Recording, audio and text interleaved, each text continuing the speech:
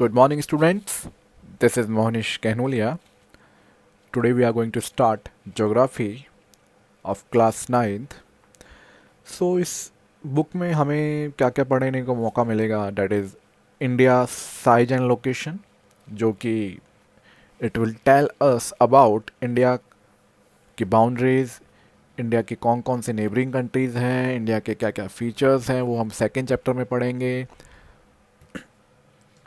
क्या क्या इंडिया के ड्रेनेज सिस्टम है, कौन कौन सी रिवर फ्लो करती है इंडिया में, इसका क्लाइमेट कैसा है, रेन कैसे होती है, डिफरेंट डिफरेंट हम क्लाइमेटिक के करेक्टरिस्टिक्स पढ़ेंगे, विंटर कैसे आती हैं, सारे हम इसमें पढ़ने वाले हैं। नेचुरल वेजिटेशन कितने कितने टाइप्स की होती है एंड इंडिया की पॉपुलेशन जो है वो किस किस तरह की होती है, ये सारा हम ज्योग्राफी में पढ़ेंगे। बहुत इजी है एंड इंटरेस्टिंग है। So today we are going to begin with India size and location. So India की बाउंड्रीज की लेंथ क्या है, इंडिया कौन कौन सी एक्सिस पे आती है, क्या इसका लॉन्गिट्यूड होता है, क्या इसका लैटिट्यूड होता है, कौन कौन सी नेबरिंग कंट्रीज़ है, ये सब हम आज इस चैप्टर में जानेंगे। So before we begin, India size and location जो फर्स्ट चैप्टर है हमारा, yes. So India is one of the ancient civilization in the world. It has achieved multifaceted socio-economic progress during the last 5 decades. It has moved forward displaying remarkable progress in the field of agriculture में हमने बहुत आगे बढ़े हैं due to green revolution, industry में भी हमने बहुत प्रोग्रेस किया है, टेक्नोलॉजी में we have done a lot and overall economic development we have done in India. So India has also contributed significantly to the making of world history. Yes. So we have definitely contributed in world history through our ancient history, through our medieval history and modern history. So location, India is a vast country lying entirely in the northern hemisphere. कैसे northern hemisphere?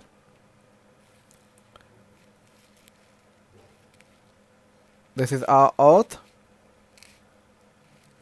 this is equator, half ऊपर वाला part है उसे बोलते हैं northern hemisphere, half नीचे वाला part है उसे बोलते हैं हम सदर्न हेमिस्फेयर. तो India lies over here. So India completely lies in northern hemisphere. Clear? So the main land extends between latitudes 8 degree 4th north and 37 degree 6 north and longitude 68 degree 7 east and 97 degree 25. अब इसमें समझने की आवश्यकता है. पहली चीज, latitude कौन सा होता है और लॉन्गिट्यूड कौन सा होता है. Latitude, these are the imaginary lines. जैसे इक्वेटर होती है, ये 0 डिग्री पे इक्वेटर है, ये भी एक इमेजिनरी लाइन है जो कि अर्थ को 2 इक्वल हाफ में डिवाइड करती है. That is northern hemisphere and southern hemisphere. So latitude and longitude क्या होता है, अगर हम लेमैन की लैंग्वेज में समझे, लैटिट्यूड लाइंस जो लेटी हुई है, लाइंस जो लेटी हुई है वो लैटिट्यूड, और लाइंस जो लॉन्ग है वो लॉन्गिट्यूड. क्लियर? इससे हम समझ सकते हैं लैटिट्यूड एंड लॉन्गिट्यूड. अब ये इन्होंने लैटिट्यूड मेंशन किया है 8 degree 4th north. Latitude line कैसे होगी? ऑलवेज लेटी हुई लाइन होगी. तो इसमें डायग्राम जो हमें दिया हुआ है, अब ये देखिए यहाँ पे 0 डिग्री है, जैसे जैसे हम अब जाते जाएंगे 0 से लास्ट में यहाँ पे 90 डिग्री हो जाएगा। यहाँ से 0 से लास्ट में it will be 90 degree. Clear? तो India lies on 8 degree 4th north and 37 degree 6 north. कहाँ पे? लैटिट्यूड पे। लैटिट्यूड की लाइन कैसी होगी? ऑलवेज लेटी हुई। और नॉर्थ नॉर्थ क्यों लिखा हुआ है?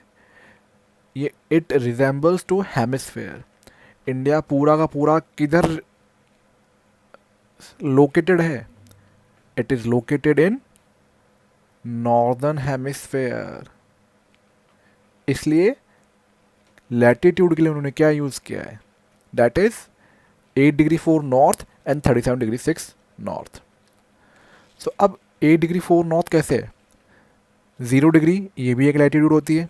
जैसे जैसे हम ऊपर जाएंगे तो यहाँ इंडिया 8 डिग्री 4 नॉर्थ लैटिट्यूड, लेटी हुई लाइन पे एग्जिस्ट करता है, लोकेटेड है। तो इसलिए 8 डिग्री 4 नॉर्थ। फिर हम आप आगे जाएंगे तो 37 डिग्री 6 नॉर्थ, 37 डिग्री 6 नॉर्थ पे इंडिया का लास्ट पोर्शन एग्जिस्ट करता है। तो 0 डिग्री से 15 30 जाओ, फिर इंडिया का लास्ट 37 डिग्री, देखिए देखो 37 डिग्री 6 नॉर्थ पे इंडिया का लोकेशन एग्जिस्ट करता है, latitude. These are the two lines, two imaginary lines जिसमें इंडिया एग्जिस्ट करता है। 8 डिग्री 4 नॉर्थ, अगर लैटिट्यूड की बात करेंगे तो 8 degree 4 north and 37 degree 6 north. Clear है? फिर नेक्स्ट टॉपिक जो है इसमें लॉन्गिट्यूड। अब लॉन्गिट्यूड कैसा होता है वो भी हम समझ लेते हैं फटाफट से। लॉन्गिट्यूड से हमने अभी पढ़ा the line which is long this way, okay, वो लॉन्गिट्यूड कहलाएगा। अब एक लाइन है, वो भी पूरे वर्ल्ड को जीरो, जो मिडल है, जो पूरे वर्ल्ड को पूरे अर्थ को 2 इक्वल हाफ में डिवाइड करता है, ये 0 डिग्री आ गया। ये लाइन है 0 डिग्री जो एक अर्थ को 2 इक्वल हाफ में डिवाइड करता है, जिसे बोलते हैं प्राइम मेरिडियन। ठीक है? तो इस लाइन के इधर वाले पार्ट जो पूरा का पूरा है वो ईस्ट में आता है। इसलिए इस पूरे के पूरे स्ट्रक्चर में कहीं भी हम कोई भी लॉन्गिट्यूड यूज़ करेंगे उसमें ईस्ट लगाएंगे, और इस लाइन के पूरे स्ट्रक्चर लेफ्ट साइड में पूरा का पूरा वेस्ट आएगा। इसलिए इधर कोई भी हम we are going to use longitude, then we are going to use west. देखो longitude 68 degree 7 east and 97 degree 25। तो 68 डिग्री 7 एंड 97 डिग्री 25 ईस्ट। अब 68 डिग्री 7 कैसे? ये देखिए 60 के बाद में, 60 के बाद में India it will be around 68 degree. Okay, 68 degree 7, इसमें करेक्टली मेंशन नहीं है बुक के अंदर, लेकिन ये लॉन्ग लाइन जो एग्जिस्ट करेगी वो 68 डिग्री 7 ईस्ट पे एग्जिस्ट करेगी। ये देखिए ये line,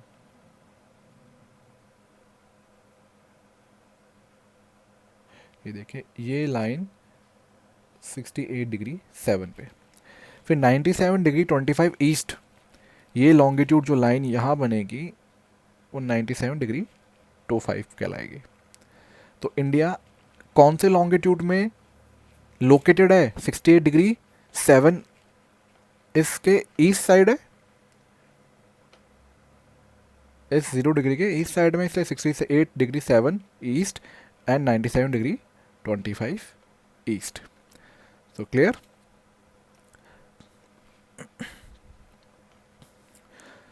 the Tropic of Cancer 23 degree 30 या 30 north divide the country into almost two equal part. Tropic of Cancer कैसे, ये हम समझ लेते हैं फटाफट से. ट्रॉपिक ऑफ कैंसर 23 जहाँ पे आएगा वहाँ पर ट्रॉपिक ऑफ कैंसर बनेगा अराउंड यहाँ पे.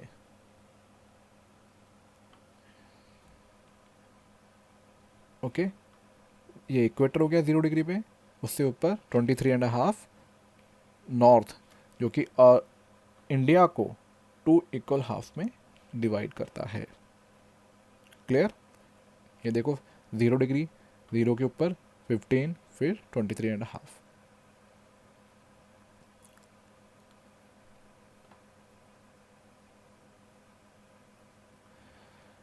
So Tropic of Cancer 23.5 north divides the country into almost 2 equal parts.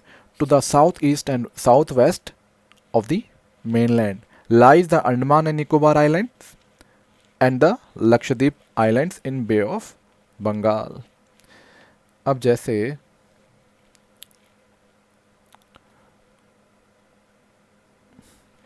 ये इंडिया, क्लियर. तो इंडिया के ये वाला एरिया बे ऑफ बंगाल, ये वाला अरेबियन सी, तो कुछ इस जगह हमारे पास है क्या, अंडमान एंड निकोबार आइलैंड्स. कहाँ पे, इन बे ऑफ बंगाल. क्लियर. फिर लक्षद्वीप आइलैंड जो कि हमारे पास अरेबियन सी में लेफ्ट साइड में इस जगह के आसपास हमारे पास लक्षद्वीप आइलैंड्स है. ओके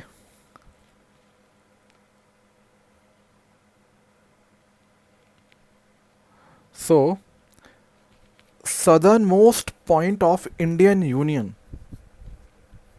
अब यहाँ पे 2 क्वेश्चन बनते हैं जो कि मोस्टली स्टूडेंट्स गलत करते हैं, इसलिए समझ लो इसको. एक क्वेश्चन बनता है southern most point of Indian mainland and southern most point of Indian. अगर इंडिया की बात करें तो इंडिया का मेनलैंड का जो सबसे मेनलैंड में ज़मीन जहाँ पे इंडिया एग्जिस्ट करती है उसका सदर्न मोस्ट पॉइंट कौन सा है. तो ये वाला कौन सा बनेगा, इंडिया का सदर्न मोस्ट पॉइंट कन्याकुमारी. लेकिन वो भी मेनलैंड का. अब इंडिया का अगर कहेंगे मेनलैंड के अलावा इंडिया का कहेंगे तो अंडमान एंड निकोबार भी इंडिया में आता है, पर we are not talking about India mainland, we are talking about just India का सदर्न मोस्ट पॉइंट जो कि इस जगह आता है. किस जगह आता है, इस जगह, that is Indira Point. Got submerge under the sea water in 2004. अगर क्वेश्चन आपसे पूछा जाए कि इंडिया का मेनलैंड का सदर्न मोस्ट पॉइंट कौन सा है तो हम कहेंगे कन्याकुमारी. और आपसे क्वेश्चन पूछा जाए इंडिया का सदर्न मोस्ट पॉइंट कौन सा है, then we will say Indira Point. Okay. Now we come towards size. The land mass of India has an area of 3.28 billion square kilometre. पूरे इंडिया का जो लैंड मास जो एरिया है उसे कितना है, that is 3.28 million square kilometre. And India's total area account for 2.4%. ये पूरे वर्ल्ड का इंडिया जो वर्ल्ड का एरिया कंसिस्ट करता है, तो पूरे वर्ल्ड अगर वर्ल्ड को माने 100% तो India is 2.4% of total geographical area. Clear. तो from figure 1.2 it is clear that India is seventh largest country of the world. बिल्कुल ठीक है. हम देखेंगे कौन कौन सी कंट्रीज है जो इंडिया से पहले और लार्जेस्ट है. India has a land boundary of about 15,200 kilometre. अगर इंडिया की टोटल बाउंड्री देखें, लैंड की बाउंड्री, ये लैंड की बाउंड्री,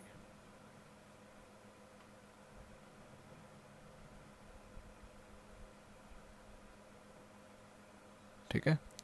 तो इस टोटल बाउंड्री है दैट इज 15,200 किलोमीटर. और कोस्ट लाइन देखें जिसमें अंडमान एंड निकोबार, लक्षद्वीप और इंडिया में जो भी कोस्ट लाइन है, coast line means the land which is near to the sea. जैसे ये land near to the sea है. इधर अरेबियन सी, इधर बे ऑफ बंगाल है. तो वो लैंड है कितना, वो एरिया कितना, वो लेंथ है कितनी, 7,516.6 kilometre. India is bounded by the young fold mountains in the north west. North west side में यंगफोल्ड माउंटेन्स, जो कि क्या कौन से होते हैं, Himalayas. North and northeast, south of about 20 degree north latitude, it begins to taper and extend towards Indian Ocean.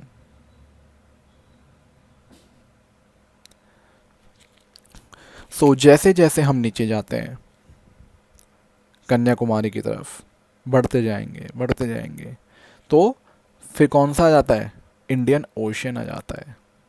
Indian ocean कैसा जाता है,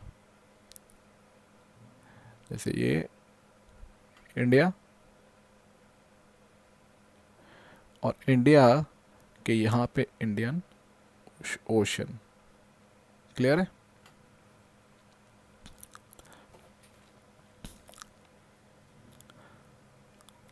सो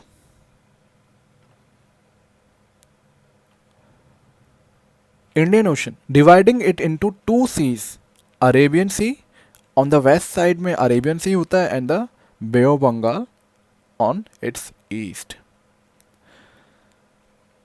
Look at figure 1.3 and note that latitudinal and longitudinal extent of mainland is about 30 degree. Despite this fact, the east and west extent appears to be smaller than north-south extent.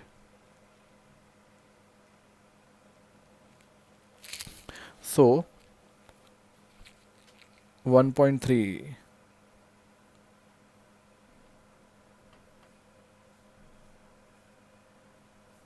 just a second. So बोल क्या रहा है, latitudinal and लॉन्गे. Latitudinal कौन सी line थी, लेटी हुई line. कौन सी lines, लेटी हुई lines. Longitudinal, long standing lines. Despite this fact, extent of the mainland is about 30 degree. Despite this fact, the east-west extent appears to be smaller than the north-south extent. ये देखो, जब हम देखेंगे map को, India north से ये waste से लेके ईस्ट तक इसकी लेंथ कम है. कितनी है, जो कि 2009 दैट इज 2,933 किलोमीटर है. ठीक है. और जो ये तो हो गया लैटिट्यूड एंड लॉन्गिट्यूडनल वाइज देखें तो इंडिया की लेंथ जो है that is 3,214 kilometre. Okay.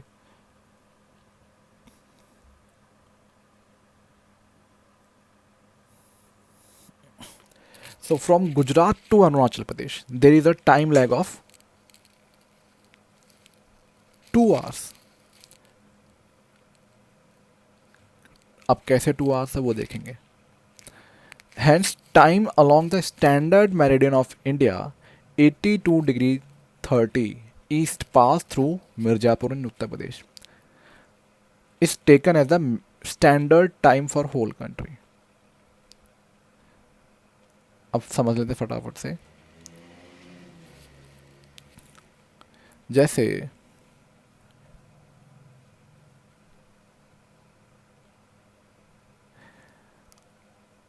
Sunrise होता है,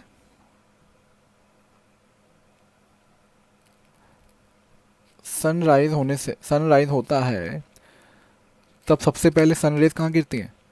नॉर्थ ईस्ट पार्ट में. फिर सबसे लास्ट में सनरेज कहाँ गिरेंगी? गुजरात पोर्शन पे, ये यहाँ इस जगह पे. क्लियर? तो सन राइज होने का टाइम एग्जांपल मान लीजिए नॉर्थ ईस्ट में 5 AM पे होता है, तो गुजरात में कहाँ होगा? कितने बजे होगा? 6 AM होगा. सनराइज यहाँ पे 4 AM पे हो रहा है नॉर्थ ईस्ट में, गुजरात में 6 AM पे मतलब 2 hours बाद में होगा. इसलिए पूरे इंडिया में एक ही टाइम चले, इसलिए मिर्ज़ापुर जो कि यूपी में, उसके टाइम को पूरे इंडिया का स्टैंडर्ड टाइम माना है. पूरे इंडिया का स्टैंडर्ड टाइम माना है. ये रहा स्टैंडर्ड मेरिडियन जो कि 82 डिग्री 30, बहुत इंपॉर्टेंट है. इंडिया का स्टैंडर्ड मेरिडियन टाइम कौन सा है? That is 82 degree 30 standard meridian, जो कि मिर्ज़ापुर से पास होता है. तो जहाँ यहाँ पे जो टाइम है मिर्ज़ापुर का, वो पूरे इंडिया का टाइम माना गया है. तो फॉर एग्जाम्पल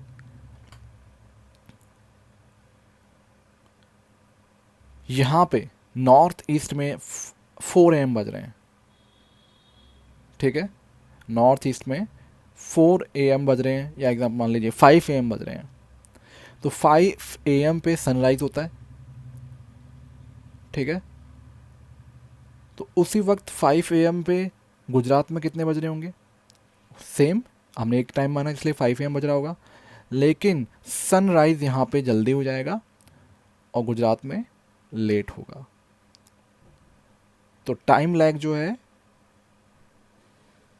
उसको कवर करने के लिए हमने एक टाइम माना था जिसे बोलते हैं स्टैंडर्ड मेरिडियन.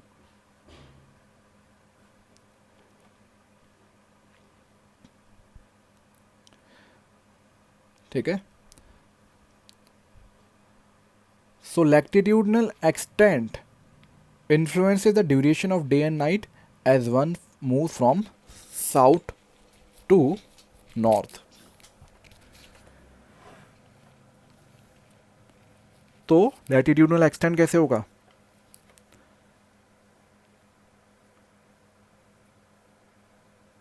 जैसे यहाँ से इस लैटिट्यूड से कोई ऊपर की तरफ जाएगा तो there will be a gap of day and night. वो हम समझेंगे कैसे. फिर आगे चलते हैं. Indian landmass has a central location between East and West Asia. India is a southward extension of Asian continent. Trans-Indian Ocean routes which connects the countries to Europe in west and the countries of East Asia provides a strategic central location to India. अब India एक ऐसी जगह पे बना हुआ है, India एक ऐसी जगह पे बना हुआ है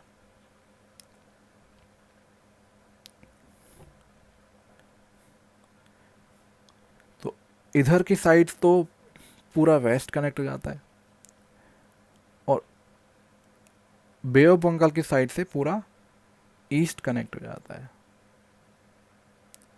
तो स्ट्रेटेजिकली इंडिया की जो प्लेस है वो बहुत पावरफुल है। क्लियर? सो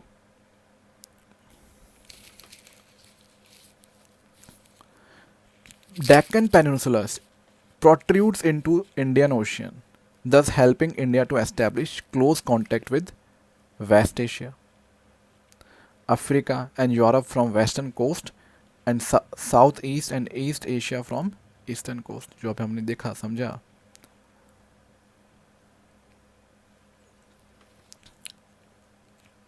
वेस्टर्न कोस्ट है जिससे यूरोप से कनेक्ट हो जाता है, पूरे वेस्ट से कनेक्ट होता है, अफ्रीका से कनेक्ट हो जाता है, ईस्ट से जो बे ऑफ बंगाल वाली कोस्ट है इससे पूरा ईस्ट से कनेक्ट हो जाता है।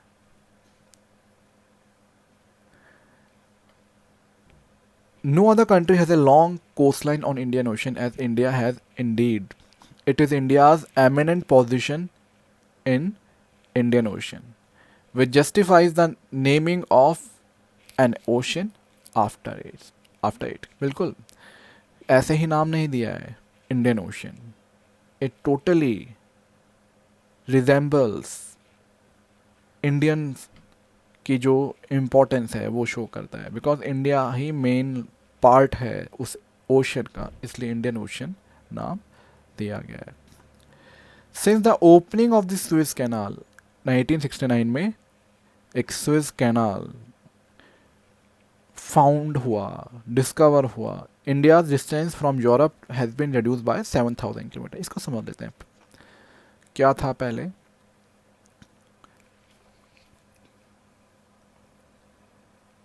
दिस इज इंडिया, ये अफ्रीका,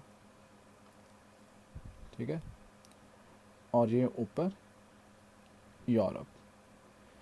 पहले यूरोपियन को अगर इंडिया आना है तो उनको इस तरीके से अफ्रीका क्रॉस करते हुए इंडिया आते थे, लेकिन 1869 में they found a small channel जो कि अफ्रीका के और यूरोप के बीच से पास होता है। जो इनका पूरा इतना लंबा रूट होता था वो अफ्रीका क्रॉस ना करके यूरोपियंस यहाँ से सीधा इंडिया आने लग गए। उस चैनल को बोलते हैं सुएज कैनाल। क्लियर है?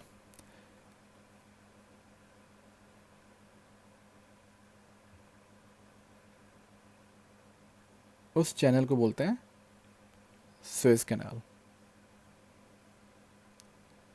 सो आगे बढ़े उससे पहले हम देख लें कौन कौन सी कंट्रीज का कितना एरिया है। रशिया, रशिया का कितना है? नंबर 1 पे। नंबर 2 पे कनाडा, नंबर 3 पे यूएसए, 4th पे China, Brazil, Australia, then India 7th number पे। तो शॉर्ट फॉर्म बनेगी RCU, C,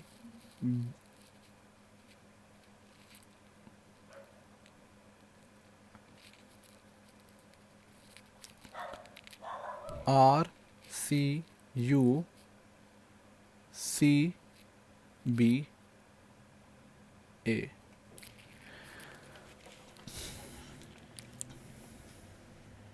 इसको आप कैसे भी याद कर सकते हो आप? RCU, अब RCU को आप रकू, सिम्बा, रकू सिम्बा या सिबा, कोई भी शॉर्ट फॉर्म आपको जो सूटेबल लगे उससे आप याद कर सकते हो। रकू, सिबा, तो R फॉर रकू, RRECU, रशिया, कनाडा, USA, रकू, सिबा, चाइना, ब्राज़ील, ऑस्ट्रेलिया, सिबा, और लास्ट में सेवन्थ में इंडिया तो है ही। ठीक है, तो लेट्स मूव फॉरवर्ड। ये हमने समझ ही लिया। नाउ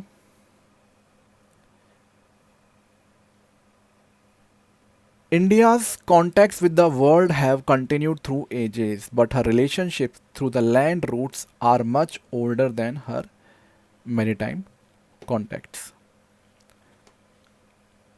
तो इंडिया का पूरी दुनिया से कई सेंचुरी से कनेक्शन था, लेकिन कनेक्शन के साथ साथ the various passes across the mountains in the north have provided the passages to the ancient travelers. जो लैंड रूट्स थे, land routes are much older than her maritime contacts, जिनके through बहुत से ट्रैवलर्स इंडिया आते थे। Chinese travellers जो India आए, ह्यूएन सैंग, इस तरह के बहुत से चाइनीज़ ट्रैवलर्स इंडिया आए। तो the various passes across the mountains in the north have provided the passages to the ancient travelers, while oceans restricted such as interaction for a long time. अब passages के through तो बहुत से citizens India आते थे, लेकिन ocean से, oceans जहाँ थे उससे कनेक्शन नहीं हो पाया, लोग नहीं आ पाते थे। So these routes have contributed in the exchange of ideas and commodities since ancient times, जिनका हमारे उपनिषद में, रामायण में, stories of Panchatantra, the Indian numerals and the decimal system thus could reach many parts of the world. जो हम बहुत ज़्यादा deal करते थे, पूरे वर्ल्ड में एक्सपोर्ट करते थे, द स्पाइसेस करते थे। मुस्लिम, जो आपने एट क्लास में पढ़ा होगा, जो कि एक तरह का क्लोथ था, muslin and other merchandise were taken from India to different countries. और इंडिया फर्स्ट सेंचुरी में वर्ल्ड का सबसे ज़्यादा, पूरे वर्ल्ड में एक्सपोर्ट करने वाली कंट्री थी। सबसे वर्ल्ड का सबसे ज़्यादा शेयर था। चाइना नंबर सेकंड पे था, India was the first one. So on the other hand, influence of Greek sculpture and architectural styles of dome and minarets from West Asia can be seen in different parts of the world. So इस तरह से India बहुत से products में deal करता था। अब ये मिनरेट क्या है? जो कि मिनरेट का मतलब होता है अरेबिक का स्टाइल ऑफ आर्किटेक्चर, जो वहाँ की इस्लामिक रिलीजियस आर्किटेक्चर होता है उसे मिनरेट बोलते हैं, जो कि वेस्ट एशिया से हमारे इंडिया में आया। क्लियर है? इंडियाज़ नेबर्स कौन कौन से हैं? India occupies an important strategic position in South Asia. India has 29 states. अब स्टेट्स कितने हैं? ये चेंज हो चुके हैं, कर लेना से change.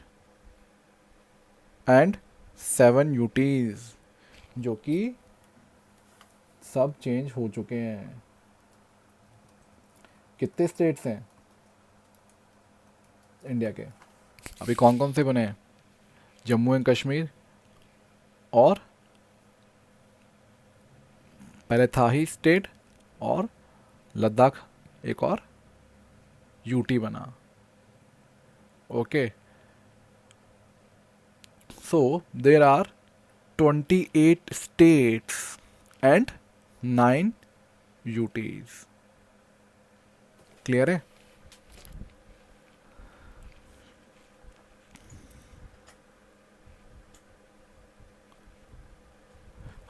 So India shares its land boundaries with Pakistan, Afghanistan and in northwest, China, Tibet, Nepal and Bhutan in north, and Myanmar and Bangladesh in east. Our southern neighbors across the sea consist of two island countries, namely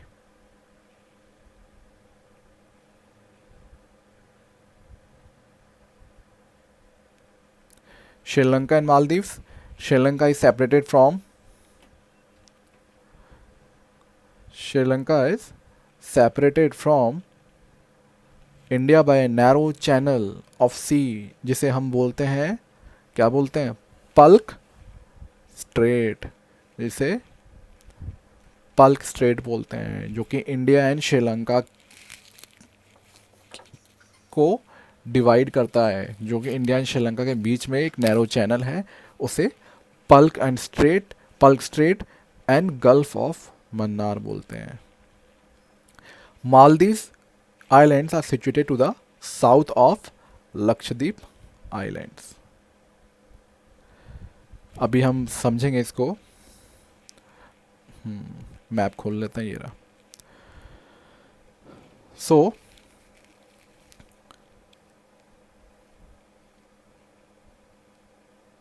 India के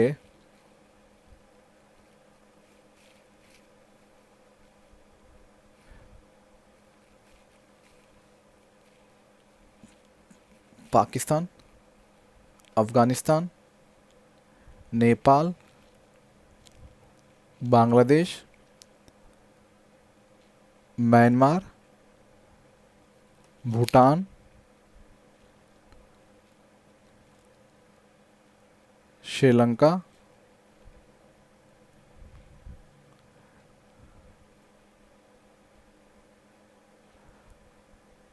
Maldives,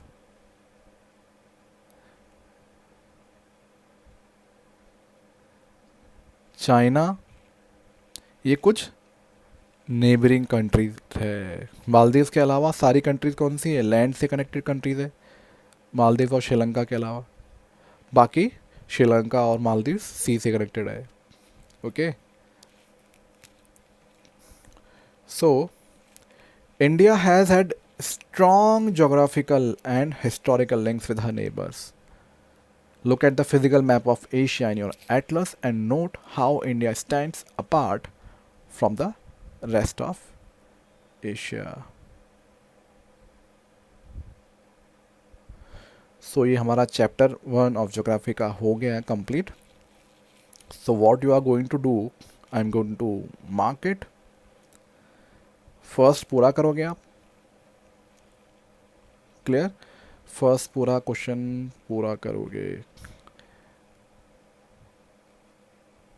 second पूरा करोगे, third पूरा करोगे, fourth पूरा करोगे,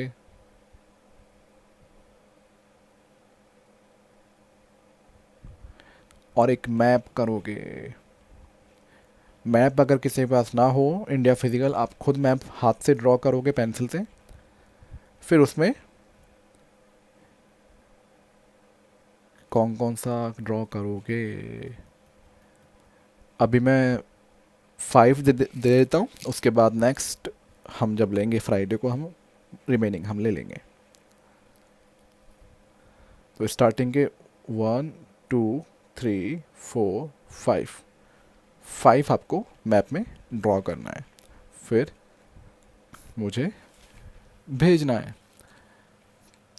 सो ये हमारा हुआ ज्योग्राफी का पूरा पार्ट. सो आई होप आप सबको ये अच्छा लगा होगा, पसंद आया होगा. तो आज का मैं ये क्लास 2 लाइन से एंड करूँगा, सुनिएगा. It's all for my students. और ये जो मैंने वर्क दिया है वो करके भेजना मुझे. तो 2 लाइन में बोल रहा हूँ आप सब लोगों के लिए. यूं ही नहीं होती हाथ की लकीरों के आगे उंगलियां, यूं ही नहीं होती हाथ की लकीरों के आगे उंगलियां, खुदा ने भी किस्मत से पहले मेहनत लिखी है। तो फ्रेंड्स, किस्मत किस्मत ठीक है अपनी जगह पे होती है, लेकिन सबसे पहले हमें मेहनत करनी होगी। स्टूडेंट्स, मेहनत से आगे कुछ नहीं है। मेहनत कीजिए, सफलता ज़रूर मिलेगी। अब उस पर डिफरेंट डिफरेंट है, स्मार्ट वर्क आ जाता है, वो अलग अलग थिंग है। सो वर्क कीजिएगा। Have a good day, have a great day. Thank you so much. Bye.